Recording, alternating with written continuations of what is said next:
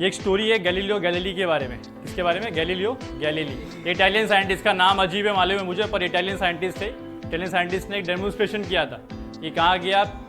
Italy में एक बड़ा सा लीनिंग टावर और पीसा है, ऐसा मालूम है, टेढ़ा सा टावर है वो टावर के ऊपर चढ़ गया और बोला ग्रेविटी के बारे में तुमको मालूम पड़ा है, न्यूटन ने बताया कि अर्थ पे क्या हर चीज़ अट्रैक्ट करती है, पर मेरे पास एक नया चीज़ है, मेरे पास एक नई बात है जो तुमको बताया नहीं। यहाँ पर एक वाटरमेलन है और एक एग है। तो लोगों को जमा किया, पेरिस में सबको बुलाया और बोला कि तुम्हारे लिए एक बड़ा सा एक्सपेरिमेंट है, एक बड़ा सा एक कॉन्टेस्ट है।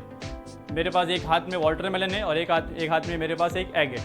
अगर तुम सही चीज़ बताओगे तो तुम्हारे को प्रॉफिट होएगा। मतलब दो लोगों में शर्त लगने लगी, वाटरमेलन है और एक एग है, अगर मैं दोनों को साथ में छोड़ूं तो पहले कौन गिरेगा? तो उसमें पूरे जनता में जितने भी लोग थे वो सब दो ग्रुप में डिवाइड हो गए। आधे लोग बोलने लगे कि पहले कौन गिरेगा? पहले वाटरमेलन गिरेगा, क्योंकि वाटरमेलन का साइज़ क्या है, बहुत बड़ा है, तो और इसको जल्दी अट्रैक्ट करेगा।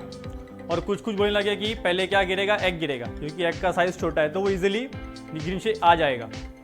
लेकिन फिर क्या हुआ, गैलीलियो ने सबको डिवाइड किया, आधे लोग को हाथ उठाए वाटरमेलन के लिए, आधे वो लोग हाथ उठाए एग के लिए। लेकिन जब उसने एक्चुअली में एक्सपेरिमेंट कंडक्ट किया, जब उसको छोड़ा एग और वाटरमेलन को, तो दोनों क्या हुए? साथ में नीचे गिरे। दोनों क्या हुए? दोनों साथ में नीचे गिरे। इस एक्सपेरिमेंट को हम लोग देख भी सकते हैं। इसको मान लो कि एक वाटरमेलन की तरह, इसको मान लो कि ये एग की तरह।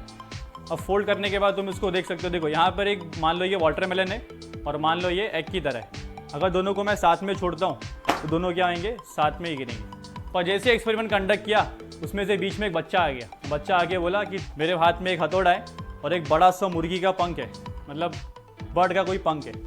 अगर देखो मैं कहीं भी लेके जाओ और इसको दोनों को साथ में छोड़ो, ये हथौड़ा है ना, ये बहुत वजन होता है, तो मुर्गी का पंख बहुत हल्का होता है। अगर तुम दोनों को साथ में छोड़ोगे तो पहले कौन गिरेगा? पहले हथौड़ा ही गिरेगा और मुर्गी का पंख जो ऊपर ऐसे ऐसे फ्लोट करता रहेगा। क्या होगा? ऐसे फ्लोट करता रहेगा। तो फिर उसने बोला कि ये सच में बड़ी डिस्टर्बिंग बात है, ये कैसे हो गया? वो भी थोड़ा कंफ्यूज हो गया। उसके बाद काफ़ी स्टडी करने के बाद उसको मालूम पड़ा कि हमारे अर्थ में एयर होता है। क्या होता है? एयर होता है, मतलब हवा होती है, जो ऐसी दिखती तो नहीं है, पर अगर हाथ हिलाओगे तो तुमको फील होगा। तो एयर के पास अपना रेजिस्टेंस होता है। क्या होता है? अपना रेजिस्टेंस। छोटी मोटी चीज़ों को क्या करता है? वो थोड़ा सा पुश करता है। तो अभी हथौड़ा बहुत भारी चीज़ है और जो पंख है वो बहुत हल्की चीज़ है। हथौड़ा इजीली एयर को काट के नीचे आ पा रहा है और जो पंख है वो एयर को रेजिस्ट नहीं कर पा रहा, वो ऐसे फ्लोट कर रहा है। उसने बोला, गैलीलियो ने ही बताया कि अगर अर्थ पे सच में अगर अर्थ पे एयर हट जाए, एयर ना रहे, तो क्या होगा? ये तुम्हारा जो कॉन्सेप्ट है ना, ये वाला कि जो हथौड़ा पहले गिर रहा है और पंख बाद में गिर रहा है, ऐसा नहीं होगा। अगर बिल्कुल वैक्यूम कंडीशन रहे तो दोनों साथ में ही गिरेगा। फिर बहुत साल बाद एस्ट्रोनॉट लोग मून पे गए, तो गैलीलियो की बात को वेरीफाई करने के लिए, क्योंकि मून पे एटमॉस्फेयर नहीं है, मून पे ऐसा कोई हवा नहीं है, बिना सूट के मून पे रहना पॉसिबल ही नहीं है, बिना सूट पे मून के रहना पॉसिबल ही नहीं है, क्योंकि वहाँ पे क्या होता है, वहाँ पे एटमॉस्फेयर का कोई प्रॉब्लम वही नहीं, ऑक्सीजन का कोई नामो निशान नहीं है। तो एक कुछ लोगों ने कंडक्ट किया, वहाँ पे जो साइंटिस्ट लोग गए थे उन लोगों ने कंडक्ट किया, एक हथौड़ा लिया और एक पंख लिया, दोनों को छोड़ा। छोड़ने के बाद क्या हुआ? दोनों साथ में नीचे गिरे। ये एक्सपेरिमेंट को बाद में कंडक्ट किया गया यहाँ पे अर्थ के अंदर भी।